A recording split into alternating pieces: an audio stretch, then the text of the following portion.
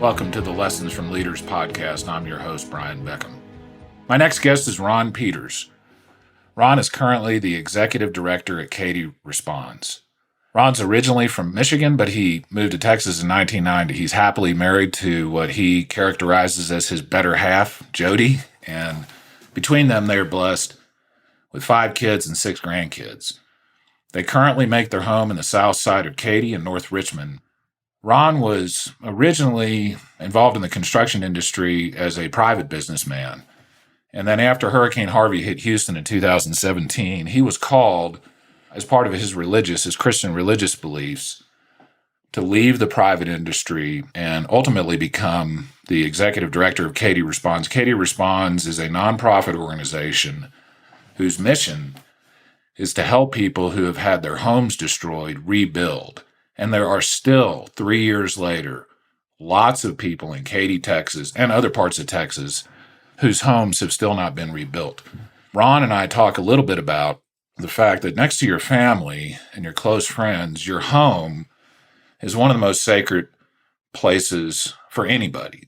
Your home is a very, very important part of your life. And so people that have had their homes destroyed or their homes severely damaged as a result of Hurricane Harvey, that's a very, very traumatic experience. And so Ron decided that he was going to devote the later parts of his life to helping people recover from the damage that was done to their homes. Ron is the type of person, in my opinion, that is the exact epitome of a servant leader.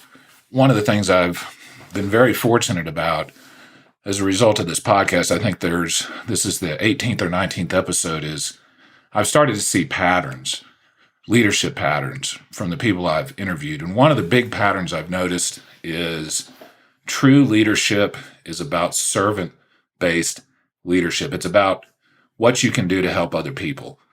And Ron Peters epitomizes servant-based leadership.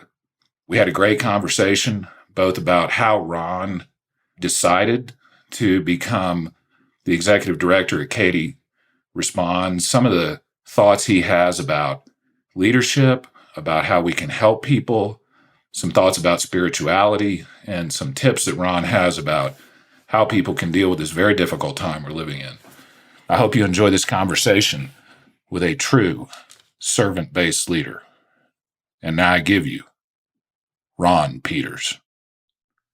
Hey, everybody, Brian Beckcom at VB Attorneys, and I have got Ron Peters on the podcast today. Ron is the executive director of Katy Responds. And, you know, Ron, one of the things that has become kind of a recurring theme on the podcast lately, I was talking to my good friend Cyril White, who knew George Floyd, my friend Dusty Boyd, who's a district attorney, is this idea of symbolic change, symbolic efforts versus substantive efforts. And so one of the reasons, Ron, I wanted to get you on the podcast today is because you are truly part of an organization, Katy Responds, that's basically 100% substantive efforts to help rebuild a community that was devastated by a natural disaster a number of years ago. So I want to talk to you a lot about that. But before we get into that, how you doing, man?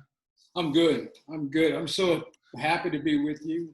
Love what you guys do, and appreciate the opportunity to come on board. Absolutely. And you not only are you the executive director of a very important, I'll call it a community service organization, but you're also a dad to 5 kids, 5 children? 5 kids, 6 grandkids. Yeah. 6 grandkids. So you got your hands full from a family standpoint too, I would imagine, right? Well, sort of an empty nester now, so it's okay. Down quite a bit. My 22-year-old daughter, who's my baby, my singer-songwriter, is living back with us, and actually COVID sent her back home. She lost 2 jobs, and so, and as in the entertainment business, there's not a lot of that going on. So. No, that's tough right now. I'll tell you, I'm in Beaver Creek, and my next door neighbor is a guy from New York named Cliff Marks. I mean, I'm in a duplex, or a triplex, so he's right next door to me, and he's a super, super nice guy. But he's one of the executives for Cinemark movie theaters, And so they're having all sorts. I mean, the entire entertainment industry is having just all sorts of problems. So, but you know, and we've been talking, you know, I talked to John Stevens about this a while back too. Obviously the pandemic, a lot of the unrest, the political turmoil, things like that is negative. It's not a positive thing, but one of the positive things, at least for me and maybe for you with your daughter, was, you know, I've got 3 kids, are basically teenagers, and I've got to spend a lot of time with them. And so from that perspective, it's been pretty positive. How about you? Well, and lo and behold, she was looking for work. I'm not, I don't allow a lot of freeloading for a 22-year-old. So I love her to death, but if she was going to come back home for a little bit, she was going to pay rent. She's like, all right, what do I do? She actually came on board and is doing our volunteer client coordination. And, you know, when you can put your kids into a situation like this where they see, you know, my kids were raised in a pretty privileged environment. You know, they didn't know the pain that's out there. That's right. That's right. And I mean, she and I, even as early as late as last night, we're reviewing a client's information. You know, a flood victim that 64-year-old attorney has not been mucked, and hasn't had heat and water in her home since Harvey. And those types of things, when your daughter looks at you with those big teary eyes, I'll tell you what, if it doesn't break your heart, I don't know what does. And you want to go out and fix it right now. So, for sure. For sure. She's getting to experience a little bit of the reality of what's out there, and especially in our community. So it's a blessing. And I'm sure she's thinking it's a curse because she has to live with that for a while. Well, you know, my dad always used to tell me, and I didn't really appreciate it. And I really think what you just said about your kids grew up pretty privileged. Mine did too, or mine are growing up privileged right now. And so one of the things, just like you said, that I worry about a little bit is how do we teach our kids how to deal with true adversity when they haven't really had to experience that much. And, you know, my dad raised me and my little brother and my older adopted brother as a single father because my mother died when I was young. And so I got to experience some adversity early on, but for my kids, it's a little bit different story. And my dad always used to tell me, Ron, and it didn't make any sense to me until recently, that the people that he had the most respect for were the people that came from nothing and made something of themselves, and the people that were given every advantage and made something of themselves, because it's so easy when you grow up in a privileged background to kind of just screw it all away, you know, not to take advantage of the opportunities you've been given. But this pandemic for sure has given everybody worldwide an experience about how to deal with difficult times. So what are you telling, Ron, the people around you? What are you telling your kids, your family about how we're going to get through this? Because frankly, Ron, people that aren't in Houston maybe don't appreciate your community has been hit twice. I mean, it was hit by Hurricane Harvey, and now it's being hit by the pandemic, right? So what do you tell people about that? Quite frankly, we had the tax day floods ahead of that. So yeah, good point, for sure. But we're in fairly well. I have other organizations that we're a part of a coalition under the Houston Responds banner. They operate. They're there to build us, and so there's several of us, and those guys. They have some pretty challenging neighborhoods, dirt floors.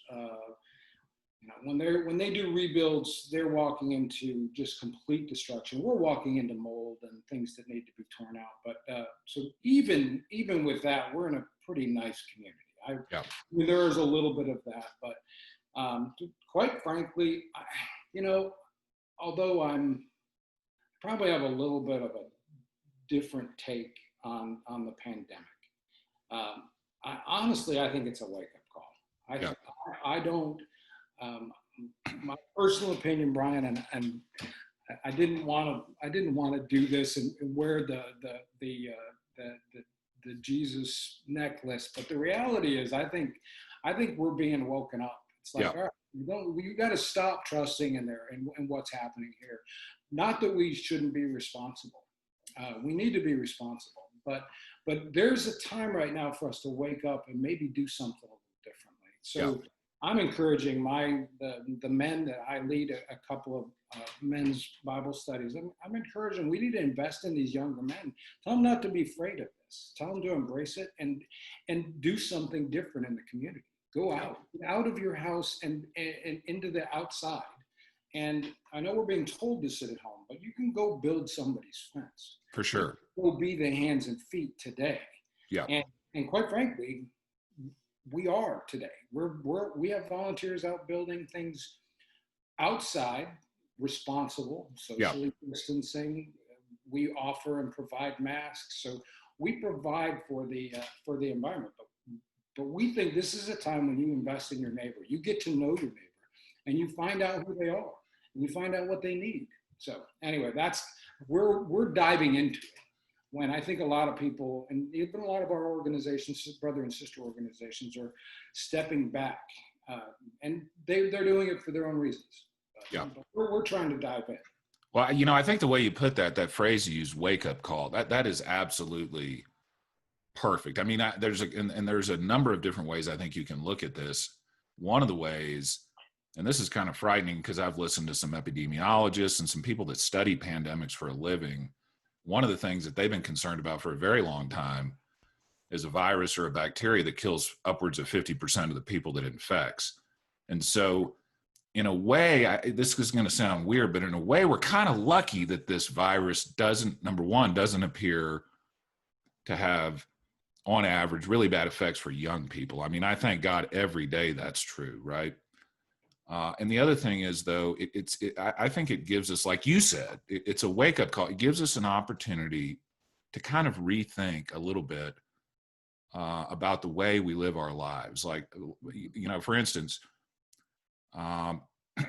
there's a lot of people right now, your organization being a great example of it, that are out there doing positive things and helping the neighborhood. Like, it was almost like during the quarantine, everybody had to call time out and pause and step back and reflect on what's important to them and what's not important to them. So have you experienced maybe during the quarantine and during the pandemic, some time to reflect on, what we should really focus as a community, as a state, as a country, as a human species, like what's important and what's not? Have you had a chance to reflect on that? To be quite frank with you, that's a big question. Yeah. And there's probably a lot of conversation that could happen there. Yeah. I am so,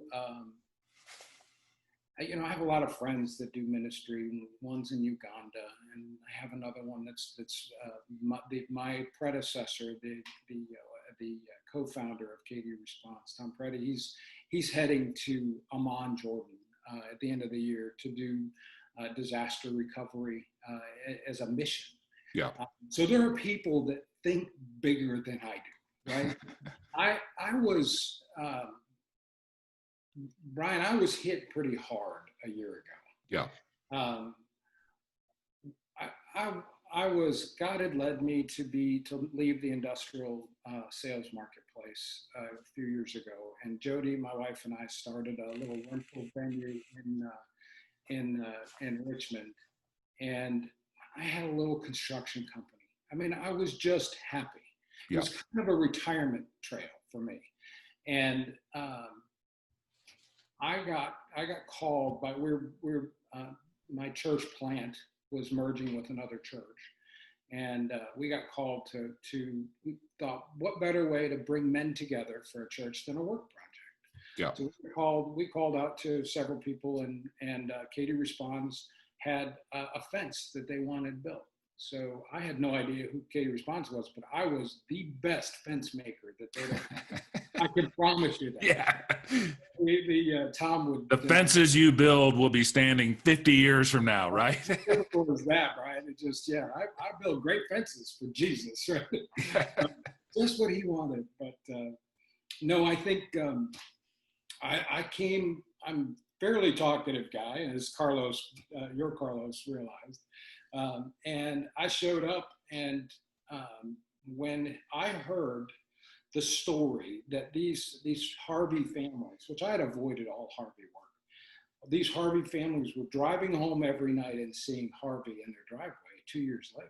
I was stunned by that. I'm like, what do you mean? He said, no, look at the damage done, that even we as an organization, we couldn't fix we helped them fix the inside of the house. We couldn't get people to pay for the outside. So you're going to help us do the outside. I heard that there were upwards of 2,000 families in my community where I live, right? People I drive by, people I go to church with, that are hiding out in mold infested homes. Yeah. And Brian, I stopped talking. I couldn't talk the rest of the afternoon. In fact, I was in tears. It was an overwhelming moment with God. He just hammered me. And I went directly home and I told my wife, I said, babe, something's got to change. I've got to do something. I've got to be a part of this. Yeah. I said, so we dedicated half of my schedule to them. I donated that. And then we just tried to make do on what I could make on the other days. And until it became evident that I needed to be full time with them. They just, in order to pile through some of these jobs, and wish I could turn the computer to the board. I've got 14 active jobs right now. Yeah. And anyway, nonetheless,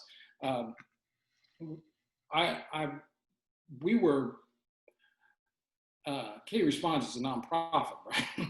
Yeah. We don't have nonprofits. We don't store any money. Yeah. And we've gotten some grants, and we've been kept afloat a little bit by some of the church community. But they couldn't pay me.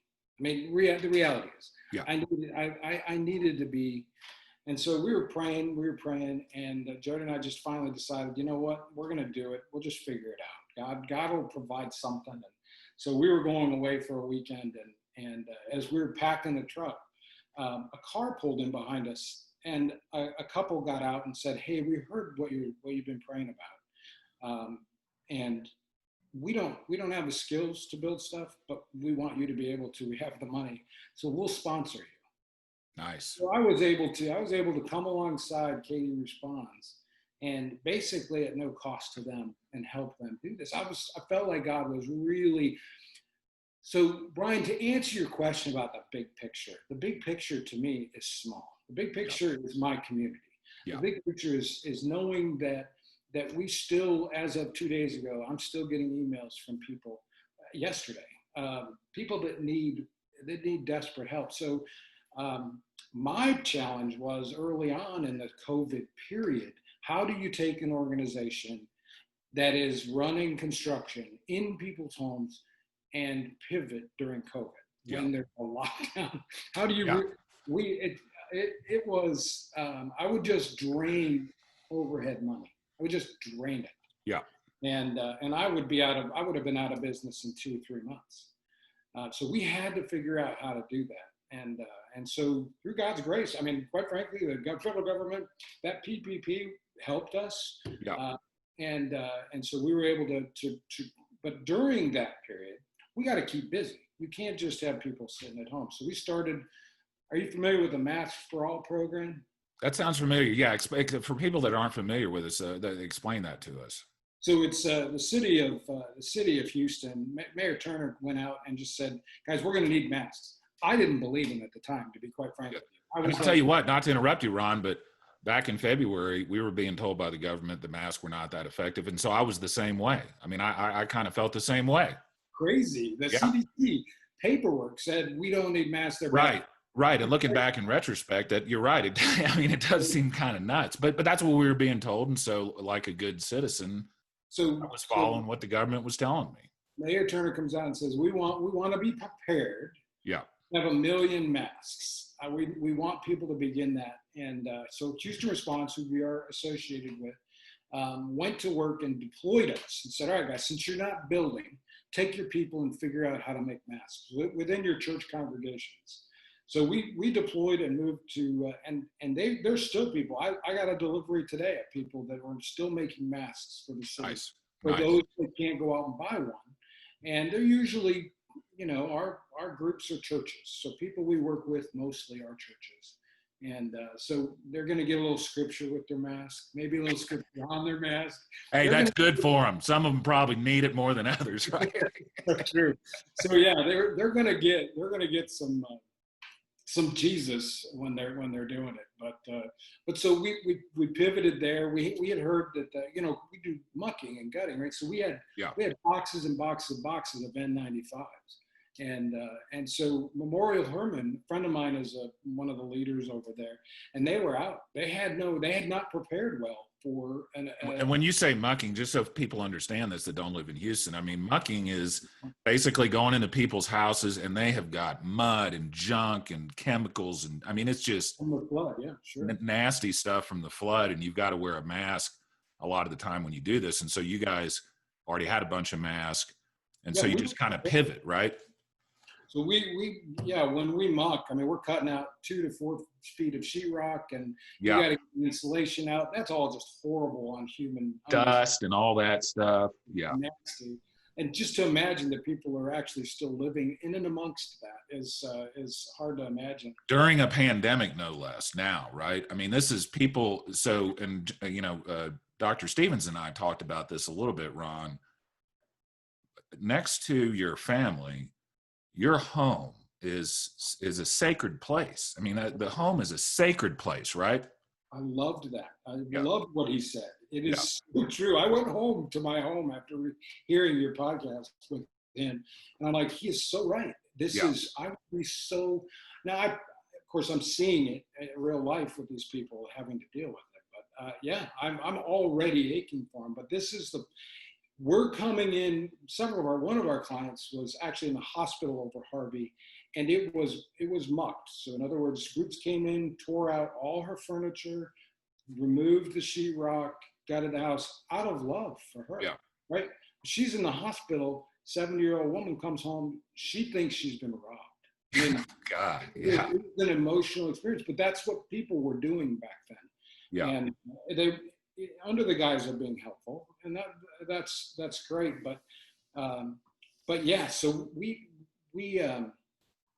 I forget where I was going with it. I get on to my people. Well, let me. I want to interject something right here, Ron, because this is something that this is either podcast number 18 or 19, and I've started to see patterns from the different leaders that I've interviewed, and one of the things I've noticed. So I've interviewed a number of Marine Corps officers who graduated from college, were in the private workforce, and then 9/11 happened and they got in the military. I also interviewed yesterday Dusty Boy, the district attorney at Correll County, who did something very similar. He was in private practice, and then he felt called to go to Sudan as part of a United Nations peacekeeping effort. John Stevens talked about he was thinking about becoming a lawyer, but he had this calling that he couldn't ignore. And so one of the things that I've noticed, Ron, and I want you to speak to this, is I've noticed that leaders generally not only feel some sort of sense of a calling, but it's not about them. It's about helping other people. It's about whether it's about helping your country if you're in the military, helping your constituents if you're a district attorney, like Representative Will Hurd, same deal. He felt a calling to help the intelligence community. And so it's not just that these leaders feel passionate about something, they feel called to something. It's also that it seems to me that they feel called to do something to help other people. It's not like I feel called to get as rich as I can possibly get or become as famous. It's to have a true calling. It doesn't have to kind of be about somebody other than yourself. I've seen that, Brian, and I think what you say is exactly correct. And I've seen it from the corporate perspective.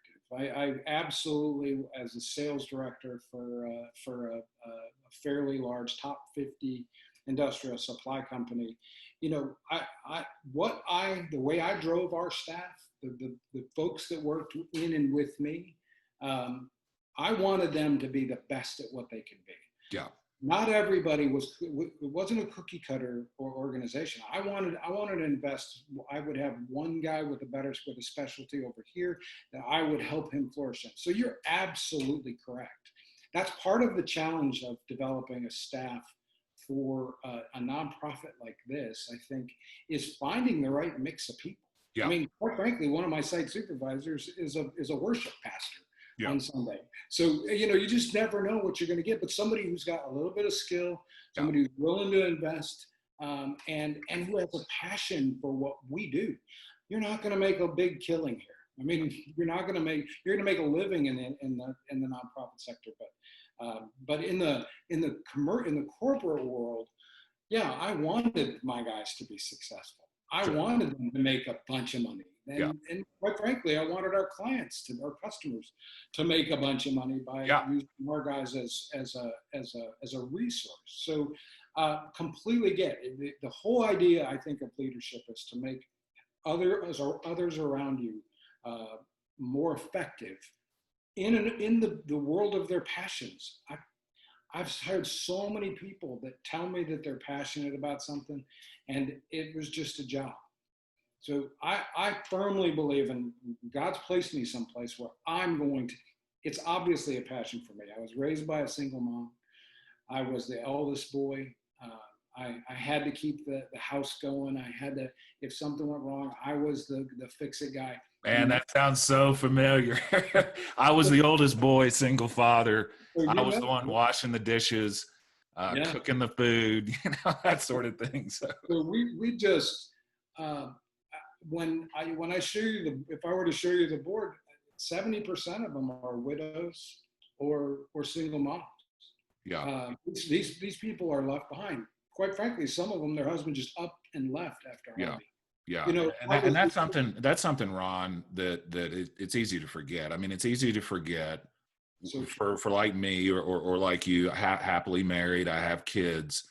I have an intact family.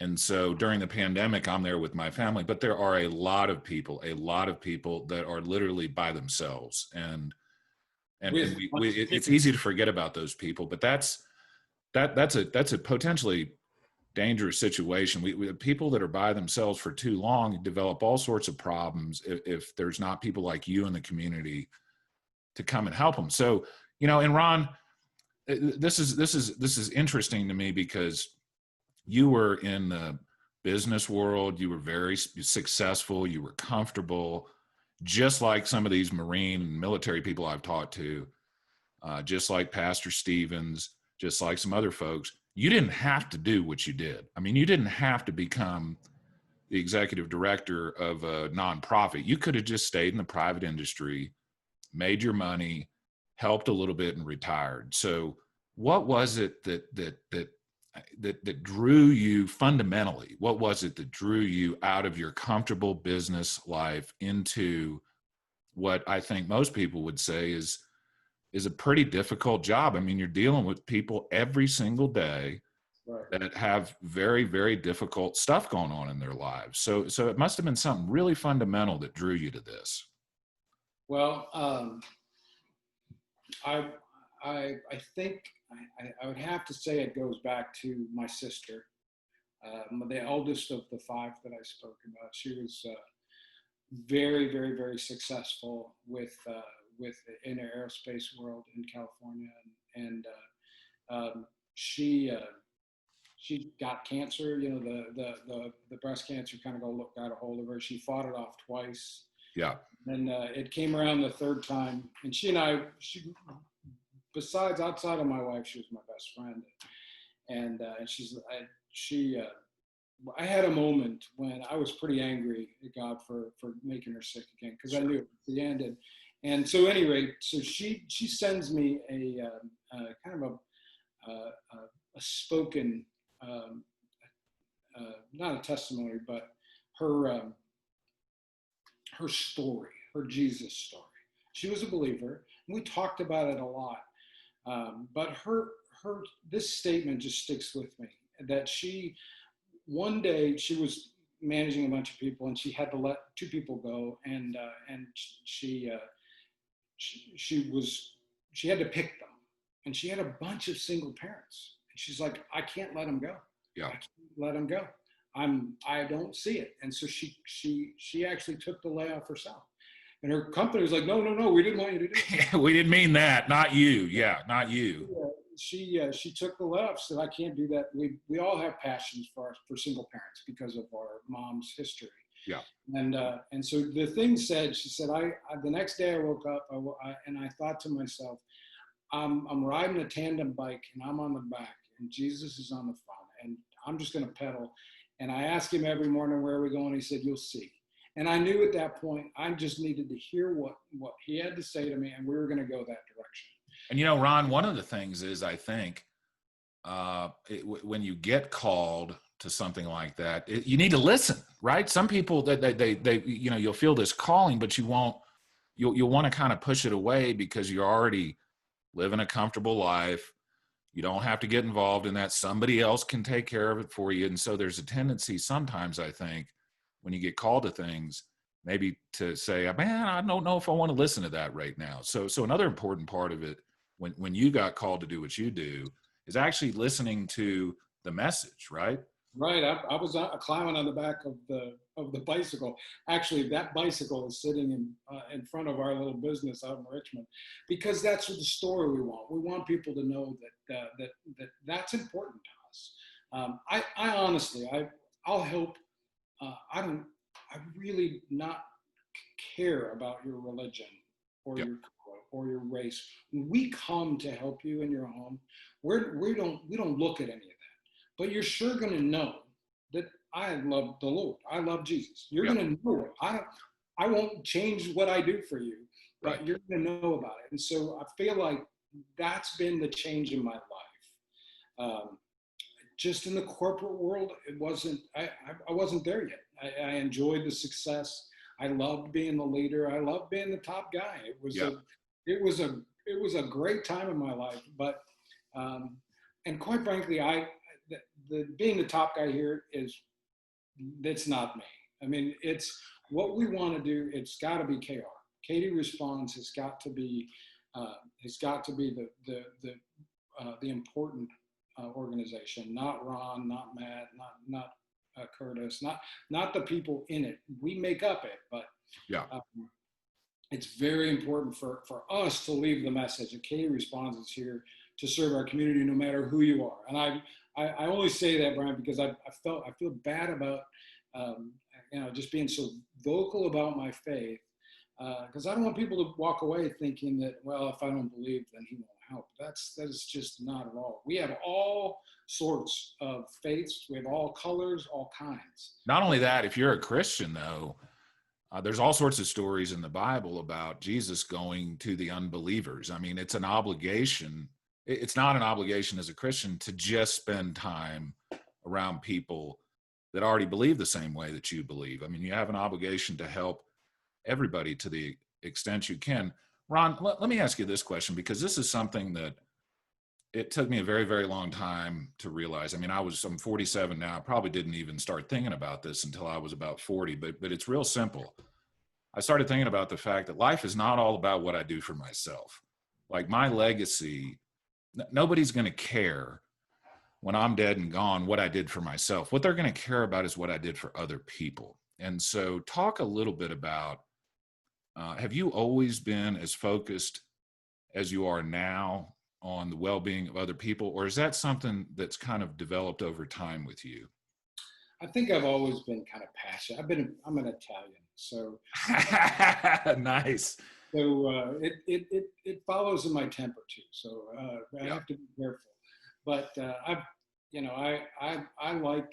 like standing up. I like being in front of people. I'm just that person. I like to be the life of the party, and I think we have a tendency to be as we get older. I think we step away from that a little bit. So I have not always been this passionate about helping other people. I was, when I became a single parent myself, I became a passionate dad. I did everything I could. So I was inward focused for a lot of years, Brian. So I think we all do that, and that's okay. There's a time in our life when we're supposed to do that. You know, one of the things you said was, how do you encourage your kids? How do you show them that there's need out there? What you do is you grab them and you take them out. We have these families show up at these events. these volunteer events, and they see it and they get to experience it. It's exciting, but they're still in a family. They're still raising a family, and that's a beautiful thing. I would not suggest that my friends that are my kids that have 2 and 3 year olds, 7, 10-year-olds, that they change that. I'm good with it. Yep. There comes a time in your life when you're 57, as I am, and you need to do it. We are called to do it, and so I think it comes. It's based on your life experience more than it is just always having a desire to make a difference, right? Does that make sense? Well, and as a parent, you'll appreciate this, and you've got more experience than I do, but I've started to learn this. I hope, and I think a lot of the parents that are listening will agree with this. It's kind of a cliche, but kids really don't pay much attention to what you say. They pay attention to what you do. They're looking at what you're doing, not what you're saying, right? Yeah. And so, for instance, John Stevens at Chapelwood, they run a food bank. They've done a bunch of stuff with Harvey. My son has participated in some of the rebuilding efforts and stuff like that. I mean, don't you think that if you want to teach your kids lessons, it's one thing to say, look at what they're doing, look at how helpful they are, that's good. And it's a totally different thing to say, go out there and help yourself. Like, get out there and do the work yourself, right? I so appreciated that podcast, to be honest with you. I number one, I didn't know John until that podcast, but I know the gentleman that runs the restoration team, who they started. And they're launching as its own 501c3. Trevor's a great guy, and he's been part of our coalition for some time, and he does a very good job. So I really, really, really appreciate the way he runs his crews. I'm sure you all had the experience of getting out there and helping. For sure, yeah. I mean, you're part of that community. You probably picked up a hammer. Oh yeah, no, I'm literally right in the middle of it. We've got pictures with my law partner Vuk, right in the middle of these houses, mucking out houses. I mean, both of us live literally ground zero in West Houston. I mean, basically there was Katy, which was one ground zero, and then kind of the Memorial area downstream, there was almost 2 ground zeros. But yeah, I mean, we're right in the middle of it, and so you know exactly that. And and I think the challenge is, and quite frankly, I hate to admit this, and I wasn't going to, but when Harvey hit, I was scared. Here I am thinking about the construction industry. Yeah. And we knew there was going to be dollars flying everywhere. Yeah. Which ended up happening, right? There was so much contractor fraud. What we're finding, these contractors took $70,000, $80,000 of these people's money, and they did maybe $15,000, $20,000 of work. And that, I was so afraid of it that I just stepped back. So even during Harvey, when it was happening, like, all I can do is I'm going to go drive through neighborhoods. I have a big truck, right? So I'm going to go drive through and pick people up. So that's all I did. We did a little mucking and gutting with the church, but I didn't want the business. And now I find myself in it, which is pretty funny. But no, I think the point of us as parents, we need to get out, especially our boys. And I'm not trying to say that girls aren't important or not valuable. But our men, our young men, need to learn how to be young men. For sure. I so believe in the get off the video games and get outside a little bit, right? And do something, not just. This is where our society, I think, is breaking down. When our grandparents and our grandparents' grandparents, there's 10, 12-year-olds driving trucks and fixing tractors, and you didn't have the luxuries we have today. That's right. Today we're helicopter parenting, but one of my challenges, and I've got a really good buddy, Carl Kurz, who he and I have worked on some men's ministry stuff in the past, and he is he has facilitated and allowed us to do some of this at his ranch. We have Iron Man weekends. We just get together and we talk about what God's vision for men is. Nice. And that's that stuff like that. If we begin to invest in our men and our young boys and our younger men and the new fathers, and we show them what it's like to be the real men, we're gonna step away from divorce. We're gonna step. These single moms won't be single moms next time. Yeah, something happens, right? Yeah. That's the breakdown of family is so much of what we see on this board. Had that not happened, a lot of these people would be fixed. Yeah. We wouldn't be, not that they wouldn't have experienced the flood, but they wouldn't be left behind. And that's what we're trying to make a difference there. But we as a community of men, you with this podcast, types of people that you're interviewing, spectacular. And those are the stories that need to get told. Yeah. To show what real men are and how to be a real man. John Stevens was spectacular. I really enjoyed it. Yeah, and I think that's a perfect segue, Ron, to talk about. So there's a lot of people in Katy and Houston that know exactly what Katy Responds and Houston Responds does. But for the people that aren't in Houston, that aren't familiar with what you're actually doing, walk us through what Katy Responds is actually doing. Because again, and this has become a recurring theme on the podcast, Katy Responds is taking substantive action to substantively help people. It's not just symbolic stuff that y'all are doing. So kind of walk us through the mission of Katy Responds, how you're funded, and what you're actually doing substantively to help people in the community. Our mission is to restoration of the home, Yeah. restoration of the heart, and restoration of the family. Nice. So if it fits with the stuff that I've just espoused and gone on and on about. But what our job is, for instance, the call we got the other day, widow or single woman living alone, flooded in Harvey, never been helped, has no money. She does mostly pro bono law work. I mean, it was, I think, under 20,000 was her income last year, and trying to maintain a home, and it's just impossible. She can't help herself. Yeah. So we get connected to her, and God bless the city of Katy. They took the call and they sent her to us, and so what we'll do is we'll put her through some casework. Katy Christian Ministries has been helpful at helping us arm's length figure out if we can help these people, because we have to be careful of fraud, just like everybody else. So we'll go through and we'll do an analysis, or they'll do an analysis and say, yep, she's clear, you can help her. And we'll jump right in. We'll do an assessment. We'll evaluate. We're a construction company, Brian. We actually do the rebuilds. We buy granite. We buy lumber. We have crews out there running right now today in 4 hours. Yeah. So we'll go out and we'll do an assessment, figure out what the costs are. The time frame that we have from the assessment to complete funding is the struggle we have today. We've had resources like church grants. We've had resources from the United Way. The Presbyterian Church has been spectacular. But a lot of that's drying up. Brian, we're 2 weeks away from the 3-year anniversary.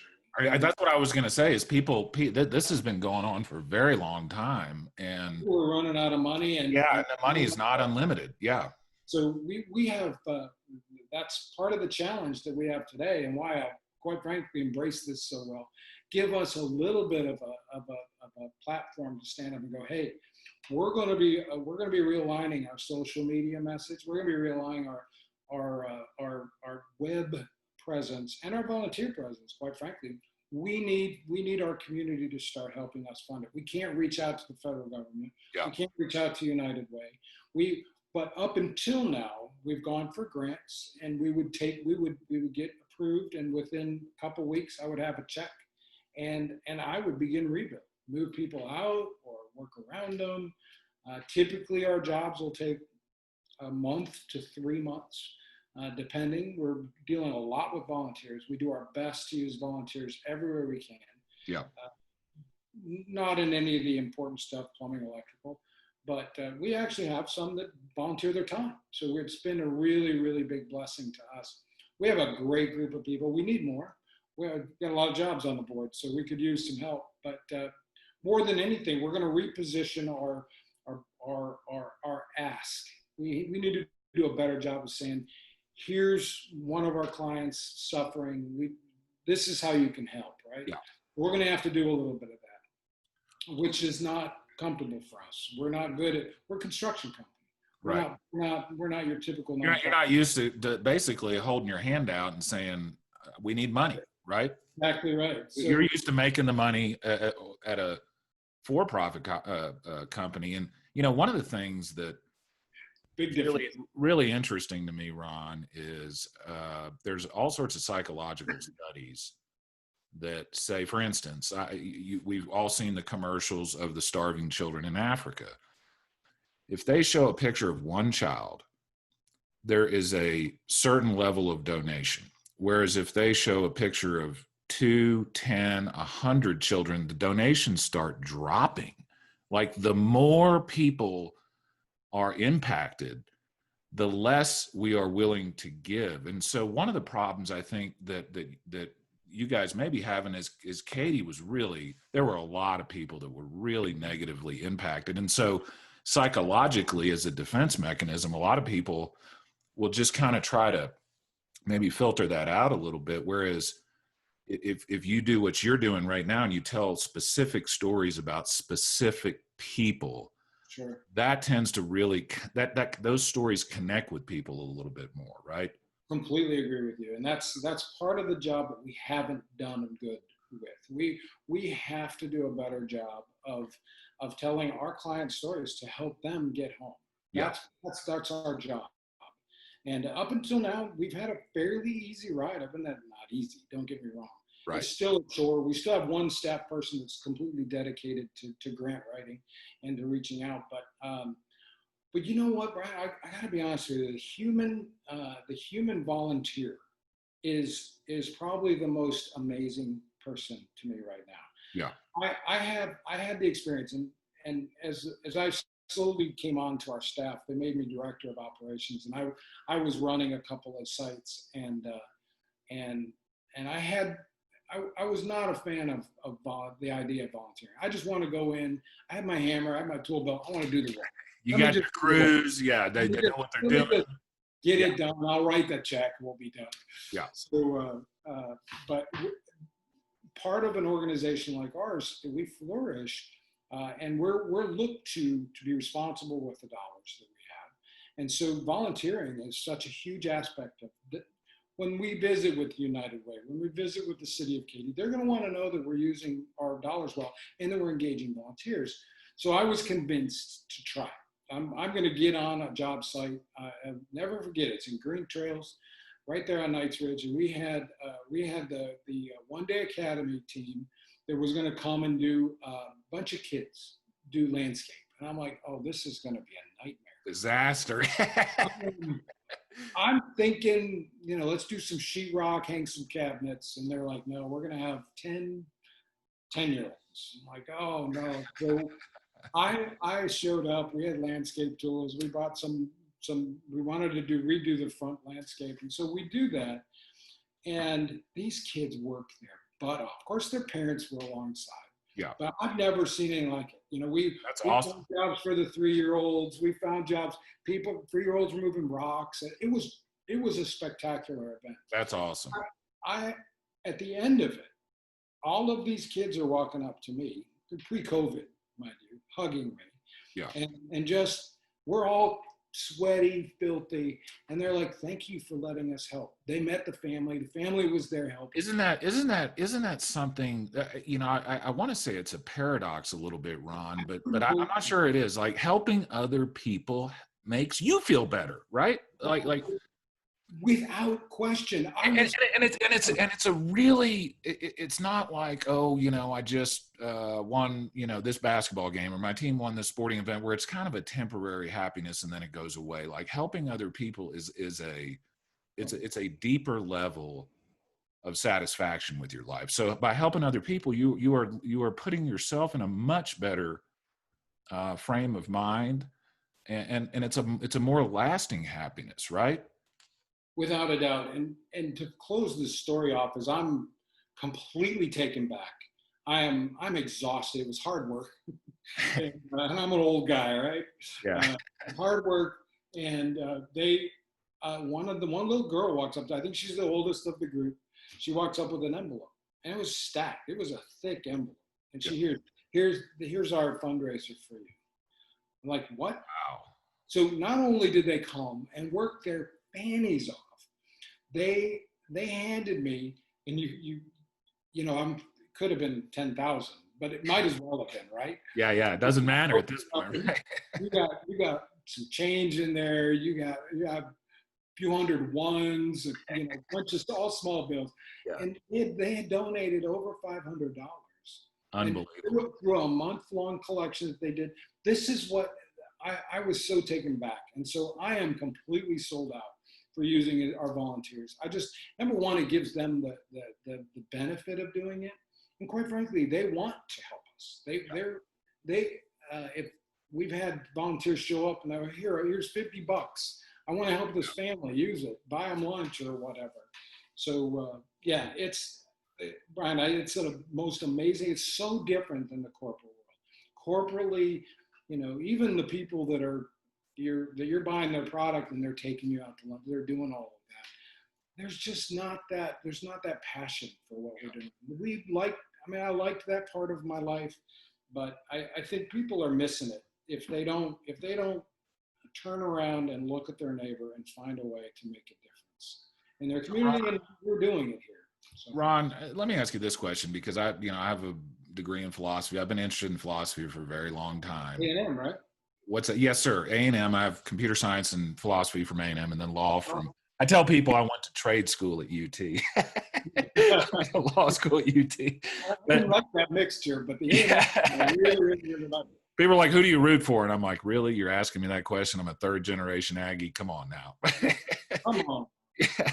But from a philosophical standpoint, something I've been interested in for a very, very long time, going on 30 years, is, you know, there's an idea, there are competing ideas in philosophy about the natural state of man. And there are some people that think man's natural state is to be mean and cruel and ugly to each other. There are other people that think that man's natural state is to love their neighbor and to have compassion. And sometimes, especially nowadays, with all the problems and the social media and the politics, it's really easy to just assume that most people are just bad. They're just not that good. I actually think the opposite. I still think that human beings are naturally good. So I want to ask you, from your experience, like, when these tragedies hit, whether it's a flood, a pandemic, whether it's racial unrest, whatever the case may be, what has been your experience about how people in general in your community react to that? Do they react to that in a positive way? Do they try to help? Are they trying to help each other? Or do you have a lot of bad apples? Like, what do you think the natural state of humanity is when they're facing these kind of tragedies? There is no question, based on Harvey, we saw it.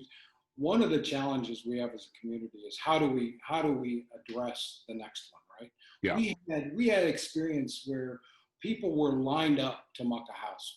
People were standing groups in line. We had the Lutherans and the Presbyterians and the Baptists and the Catholics. Everybody's at one address ready to go muck out a house, and yet it's been done 2 days before. So people are literally lined up to help, right? They're lined up, and we quite frankly, we've developed a platform or a program to help organize that in the future. So we got to follow the Congregational Disaster Preparedness Program. Yeah. It is going to be spectacular. It'll be a life changer the next time. In fact, it worked, and this is one of the stories I wanted to tell you about the human condition. Do you remember the explosion at Watsonville? Yeah, sure. An old customer of mine. It broke my heart, but when I heard that, I woke up to it, and of course, I didn't know it was John's place, but what a great company, just so bad for them, but the community that was hit, right? So the fire department calls our little, our coalition, and Trevor TRT, gets the job to organize volunteers to do recovery, right? So he had 103 volunteers on site, prepped with tools, materials, and a clipboard, and prayer warriors. We're all lined up, and within 24 hours, every home in the adjoining neighborhoods was touched. We understood. He understood what they needed, or they were boarded up. That was a weekday. Yeah. It was a weekday, and you got 103 people lined up. No, that's what I'm telling you.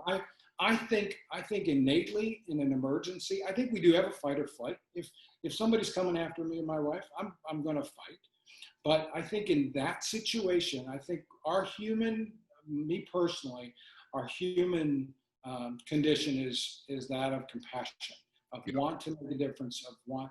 Now, I think, are there people that can take advantage of that? Yeah, Brian, you've seen it, you know it. You've been in law, so you've been around it. But I would say that that's not the majority, and I would say it's far from the majority. And the more I've done these podcasts, the more I'm convinced that that's true, because the people that I've interviewed so far come from all different walks of life. They grew up in all different sorts of ways. They're involved in all sorts of different businesses or government agencies, but every single one of them is a servant-based leader. Every single one of the people that I've interviewed is really focused on what they can do for other people. And so, the more I talk to people like you, people like John Stevens, people like Dusty Boyd, Will Hurd, R.C. Slocum, you name it, the more I talk to them, the more optimistic I am about the future. And right now, it's kind of hard to be optimistic because we are literally right in the middle of 4 or 5 different things that we have never been through as a country. So, man, it can be tough. I mean, there were times, Ron, during the quarantine where I was spending a lot of time on Twitter and Facebook and social media, and man, I was getting a little bit down. I got to be honest with you. But I don't think that's real. I think what's real is not what's on social media, but what's real is what you're doing. When you have volunteers that are actually in the real world, not the internet world, out there helping real human beings. And so the more we can get that message across, I think, the more optimistic we may be as a country about, these very troubling times we're living in right now. I was early on when this happened. I have an 88-year-old mother-in-law that lives in a joined apartment to my home in Richmond, and so we're right there with her. One door separates us, right? Yeah. And so we had to pull in pretty tight, pretty quick. She's at risk, right? So no she's doubt. Healthy. She's healthy, but yeah. We didn't understand enough to know. So we pulled in, and we, much to the chagrin of those around us, we just stopped doing construction. We pulled everybody in, and that was, I'm like you, it was very, very difficult. Yeah.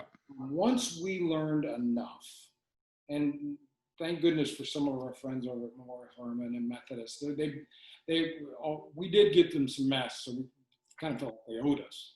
But well, in Houston too, we're super lucky in Houston because we have, at least in my opinion, the best medical facilities in the entire world. I mean, bar none. Without question, these people, I so respect what they do and how they do it. Me too. And it's like I was talking to my wife early on about this, and she says, "Do you think there's going to be some doctors and nurses that just refuse to go to work?" And I said, "Probably not, because this is their ethic. This is what they signed up for." I mean, this to me is no different than going into battle. I mean, these doctors and nurses are going into situations where they know ahead of time that their life is potentially at risk, and they're doing it without any hesitation at all because that's what they signed up for, right? And I think that's part of what we were challenged by. And I was like, we have got to go and start. Our clients are calling; they're really left behind, right? Yeah. So COVID sends them back to the house that is potentially got mold in it. They got to sit in their home now, and we were supposed to come and help them. So we just decided that we would begin somewhere. We moved a couple people out of their houses just so that we could get people back engaged. And I'm telling you, Brian, there are people that are ripe and ready to get out of their home. They're tired of the internet. They're maybe tired of their kids. I don't know, but they're coming, and we have spots. We have availability. We got this weekend. We're canvassing this weekend. We have 2 fences that we're building next week. We're trying to do outdoor stuff with them, but like you said, people are going stir crazy, and there's ways to be responsible and still be out and still make a difference. Yeah. And you're in a bit of community. I'm kind of an introvert at times. When you're standing up in front of people all the time, you probably might understand this. Sure. Sometimes you need to close the door. Right. You just need to read. Sometimes for me, and probably for you, particularly as a very religious person, sometimes you just need solitude, right? Sometimes you need to step away from the screens, you need to step away from the people, and you need to be alone with your thoughts. If you're a religious person, you need to be alone with God. And it's hard to do nowadays, right? Because we're just bombarded constantly with incoming information. Right? Phones and tablets and things. You name it. Yeah, you name it. So but I find that when we can get out and get on a fence project, and you have people that they just are blessed by it, and so it's cool for us because we actually get to make progress. Our challenge is, we want them to pay for the wood too. So well, I'll tell you what, Ron. So, and I know you're a busy guy, and we've been going for more than an hour, but I do have a couple of questions if you got a little more time. No, I'm yours. So okay, cool. So just because I'm gonna blast this podcast all over the place, and I'm gonna try to help you guys either raise money or get volunteers or whatever you feel you need the most. So tell us what the website is. Tell us, like, if people are listening right now and they want to get involved with Katy Responds or an organization like Katy Responds, whether it's money, whether it's time, whether it's expertise, whether it's any kind of support, how would they go about doing that? Well, it's everybody. I hate to do this, but we have a phone number. Yeah. So for people that are listening on the podcast, the phone number to Katy Responds, 281-305. And is that 8545? That's correct. Okay. So that's 305-8545. And then the website is Katy, Katy responds.org, katyresponds.org. Correct. Yeah. And that's, we're tweaking it, but it's there, and it's very productive. And we have a Facebook, Katy Responds, Facebook and Instagram.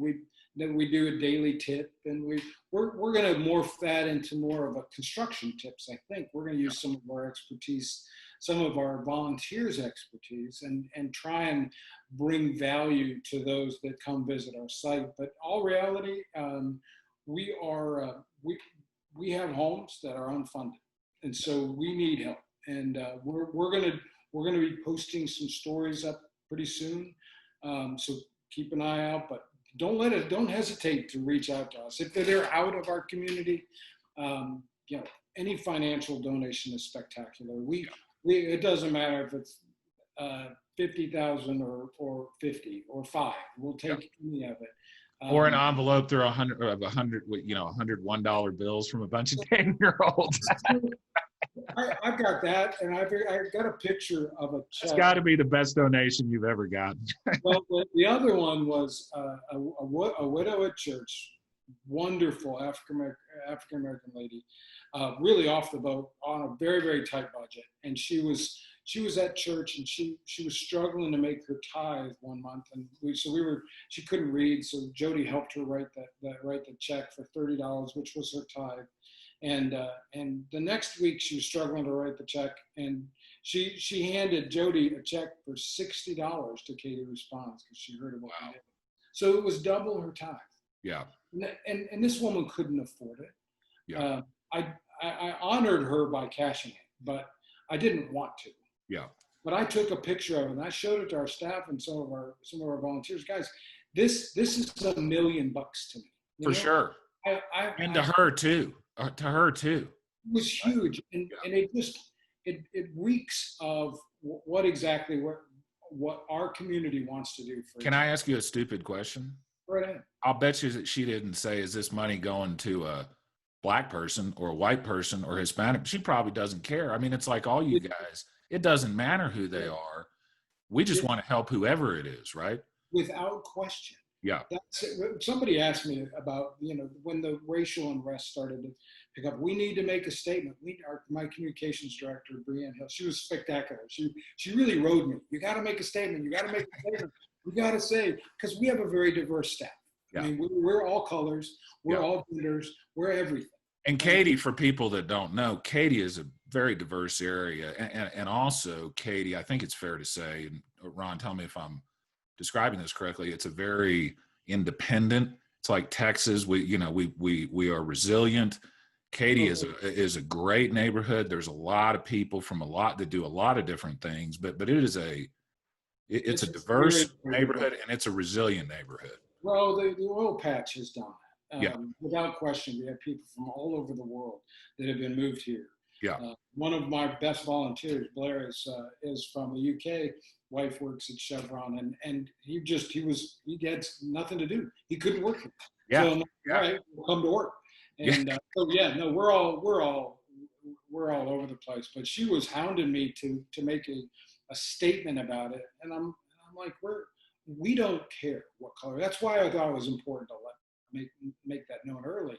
We don't care what religion you are. We don't care. It doesn't matter. We're here for you as one of God's people. So, our little community, as diverse as it is, our staff is diverse, but we try our best to be blind to the other things out there. Yeah. So, Ron, let me ask you just a couple more questions, if you don't mind. So, and I've asked a lot of my guests this question. We are living through, again, unprecedented times. Nobody alive has ever been through a pandemic like this. I mean, the last pandemic was the Spanish flu. So there's nobody alive, unless they're 105 years old, that has been through something like this. And then you pile on top of that the racial unrest, the issues with the police and how we're going to deal with law enforcement and some of those issues. Then you pile on top of that the politics and then the international issues. So it's very, very troubling times. What do you see over the next 4, 6, 12 months? What advice would you have for people that may be having some difficulty, psychologically getting through these times? What advice would you give to those sorts of people? Advice about how to handle that. We've had some communication about that amongst our staff. Yeah. I think it's important that how do I say this? I don't want to risk being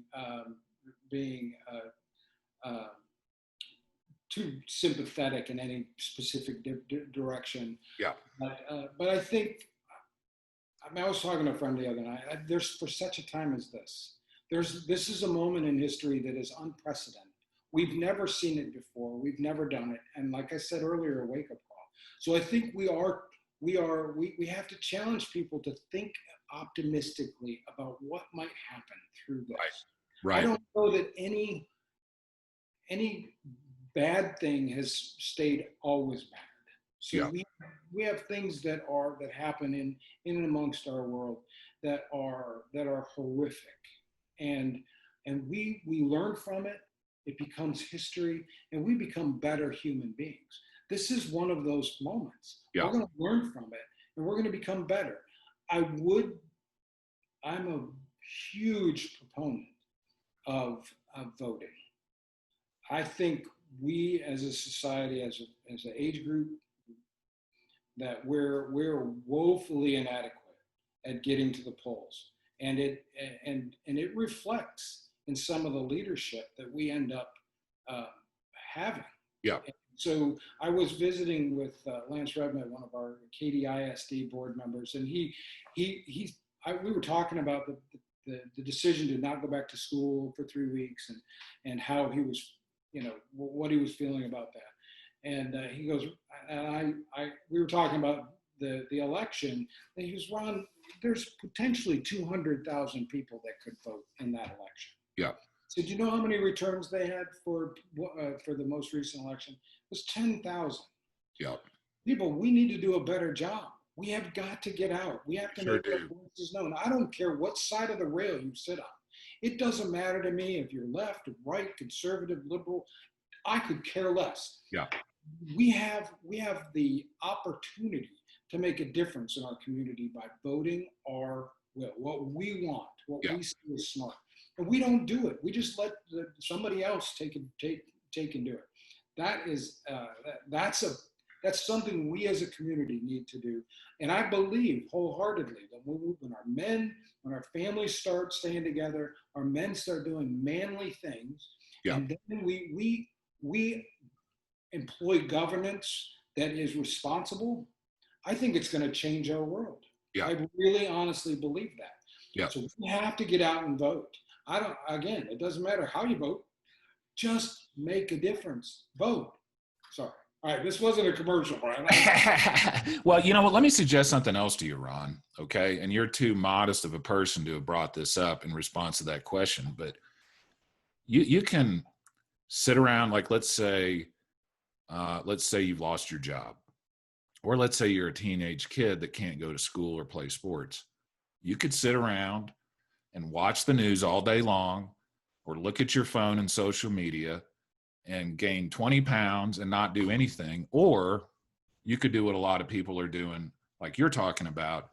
You could get out and go to Katy Responds or somebody like that and get outside and help some people. Sweat a little bit. Yeah. And so I want to encourage people that are in the Houston area or the Katy area that are maybe going through difficult times. I can just basically guarantee you that if you reach out to Ron, you reach out to Katy Responds. I know you guys will have work, right?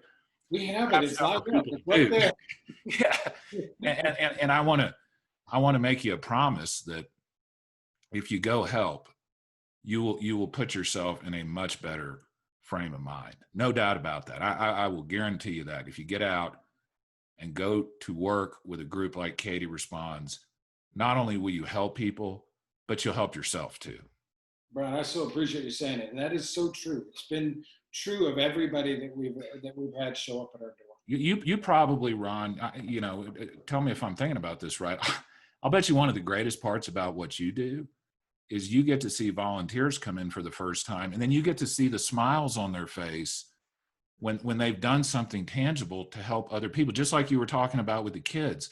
That's got to be one of the best parts about your job, is seeing not just helping people that need help, but the helpers are helping themselves, right? You're speaking my language. You absolutely, like I said, I was not a fan of the volunteer usage initially, but when you look at our website, some of the photos that we've had of some of the jobs, huge smiles.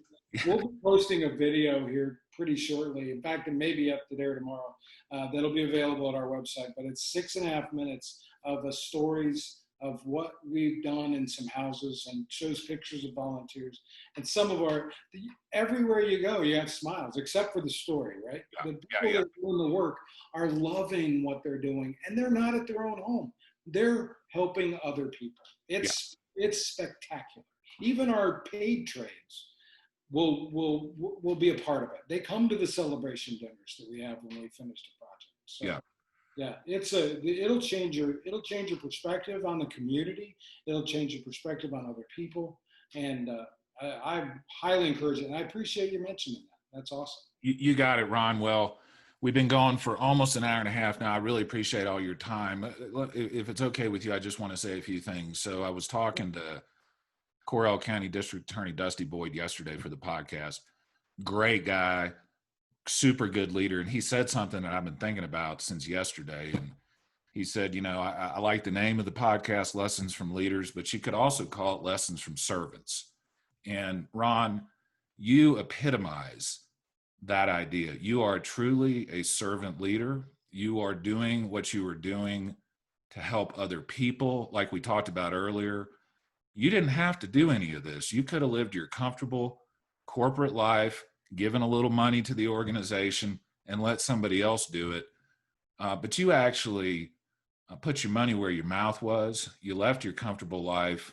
And now basically you've devoted yourself to serving your community. So I just want to tell you how much I appreciate what you're doing. I know a lot of people that are listening to this podcast will appreciate it too. And you're a great guy. You're a great American. You're the kind of person, again, after 18 or 19 podcasts, that leaves me with a sense of optimism about what ultimately we're going to get through this. And we're going to get through this, Ron, frankly, because of people like you. Well, I appreciate the opportunity to come on. Those are kind words. There's a lot of work to do. So, but we're here to do it. So thank you. All right, my friend. Appreciate your time. Everybody, Katy Responds.org, 281-305-8545. I promise you, if you get out there and help, not only will you be doing a great thing for the community, but you'll be doing a great thing for yourself too. So thank you very much, Ron. Thank you. You've been listening to Lessons from Leaders with Brian Beckcom. If you've enjoyed this week's interview, be sure to subscribe, rate, and review this podcast and keep up with the latest episodes. You can also connect with Brian through his firm at vbattorneys.com.